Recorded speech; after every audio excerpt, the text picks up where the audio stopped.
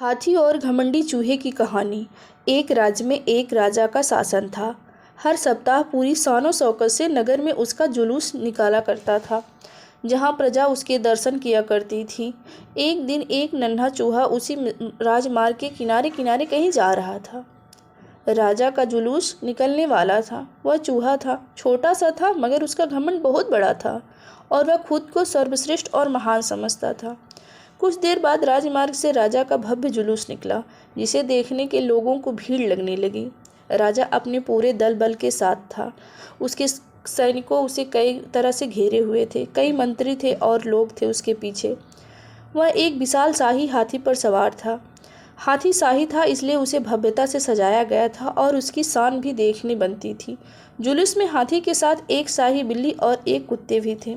राजा को जुलूस देखने को उमड़ी भीड़ राजा के साथ साथ उसके शाही हाथी की भी प्रशंसा कर रहे थे। लोग यह सुनकर घमंडी चूहे को बहुत बुरा लगा।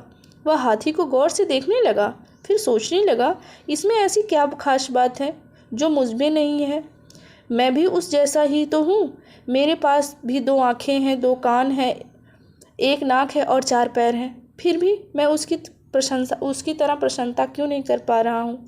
इसे विशाल शरीर के कारण, इसकी लंबी सूंड के कारण, छोटी छोटी आंखों के कारण, या फिर झुर्रियाँदार चमड़ियों के कारण? किस कारण? एक बार तुम लोग मुझे देख लो, उस हाथी को भूल जाओगे। मैं हाथी से ज़्यादा महान हूँ। चूहा ये सब सोच रहा था कि शाही बिल्ली की नज़र उस पर पड़ गई और उसकी लार टपक गई। जुलूस छोड़कर उसकी ओर लपटी। फिर क्या था, चूहा अपनी सारी महानता भूलकर दुम दबाकर भागा। भागते भागते वह हाथी के सामने आ गया। आगे बढ़ते हाथी ने उस पिद्दी से चूहे को देखा नहीं और अपना विशाल पैर उठा लिया। चूहा उसके पैर के नीचे कुचलने ही वाला था, मगर किसी तरह से उसने खुद को बचा लिया। वहाँ से बचा लिया तो उसे खतरनाक कुत्ता सामने आ गया था, जो उसे देखकर घुर्राया।